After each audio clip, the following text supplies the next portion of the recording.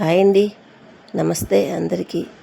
ఈరోజైతే మన కిచెన్లోని క్యాబేజీ శనగపప్పుతోని మసాలా కూర తయారు చేద్దామండి.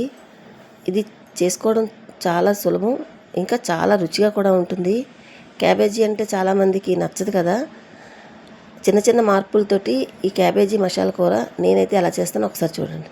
దీనికోసం అరకప్పు పచ్చిశనగపప్పు ఒక అరగంట ముందు నానబెట్టుకోవాలండి. శుభ్రంగా కడిగిన తర్వాత కుక్కర్లో వేసుకొని అరకప్పు పచ్చిశనగపప్పుకి కప్పు వాటర్ పోసుకొని మంటని మీడియం టు హైలో పెట్టుకొని ఒక్క విజిల్ వస్తే సరిపోతుంది.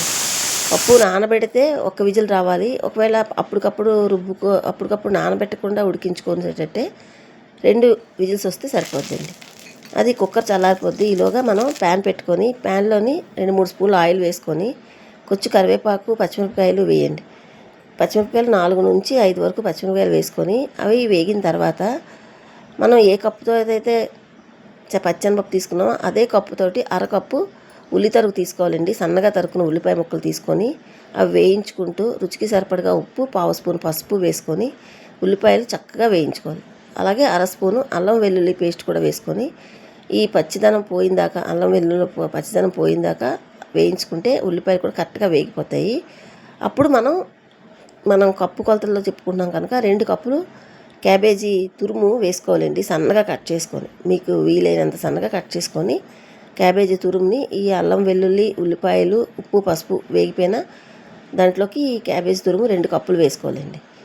వేసుకొని చక్కగా మంటని మీడియం టు సిమ్లో పెట్టుకొని నూనె పైకి ఇలా చూసారా, నూనె ఇలాగా సెపరేట్ అవుతుంది కదా, అంతవరకు వేయించుకోవాలి.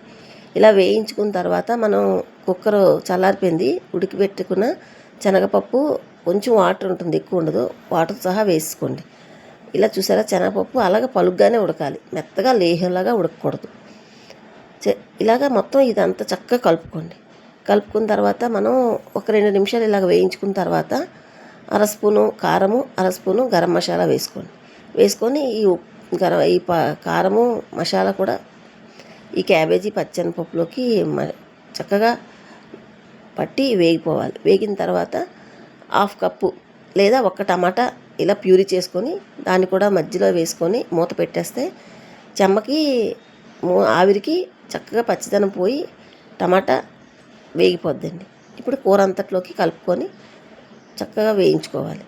అయితే మనం 1/2 కప్పు పచ్చెనపప్పు తీసుకుంటే 2 కప్పులు క్యాబేజీ తురుము తీసుకోవాలండి. అలాగే 1/2 కప్పు ఉల్లి తరుగు తీసుకోవాలి, 1/2 కప్పు టమాటా తీసుకోవాలి. పక్కగా ఈ కొలతలతో చేయండి. చాలామంది ఇలాగే తయారు చేస్తారు, కానీ కొంచెం చిన్న చిన్న మార్పులతో ఈ కూర రుచి ఇంకా బాగుంటుందండి.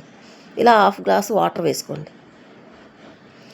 టమాటాల పచ్చిదనం అంతా వేగి ఉడికిపోయి పచ్చిదనం అంతా వేగిపోద్దండి. పచ్చి వాసన పోయిన తర్వాత 1/2 కప్పు వాటర్ పోసుకొని మూత పెట్టి మంటని మీడియం టు సిమ్లో పెట్టుకొని 5-6 నిమిషాలు కుక్ చేసుకుంటే ఇలా రెడీ అయిపోద్దండి.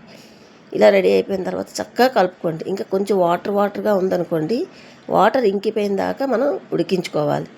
పప్పు మెత్తగా లేహంలాగా ఉడికిపోకూడదు. ఇలా తయారు చేసుకున్న ఈ క్యాబేజీ పచ్చిశనగపప్పు మసాలా కూర అండి, ఇంకా రైస్లోకి, రోటీ, చపాతీ అన్నిట్లోకి చాలా బాగుంటుందండి. ఇలా బాగా దగ్గర పడిపోయింది కదండి. ఇప్పుడు కొంచెం కొత్తిమీర వేసుకొని ఒక్కసారి మంచిగా అంతా కలుపుకున్న తర్వాత మనం స్టవ్ ఆఫ్ చేసుకుందాం. అందరూ ఇదే పద్ధతిలో వండుతారు. చిన్న చిన్న మార్పులతోటి కూరని మరింత రుచిగా తయారు చేసుకుందాం. క్యాబేజీ అంటే ఇష్టం లేని వాళ్ళకి కూడా ఈ కూర నచ్చుతుందండి. ఏమాత్రం క్యాబేజీ స్మెల్ కూడా ఉండదు, చక్కగా వేయించుకుంటాం కనుక. ఇప్పుడు దీన్ని మనం వేడివేడిగా వడ్డించుకోవచ్చు. రైస్లోకి అయితే నేనైతే లంచ్లోకి తయారు చేశాను. చాలా బాగుంటుందండి ఇది. ఒకసారి వీలైతే ట్రై చేసి చూడండి. నా వీడియో కానీ మీకు నచ్చినట్లయితే ఒక్క లైక్ చేయండి. Thank you for watching. Bye అండి.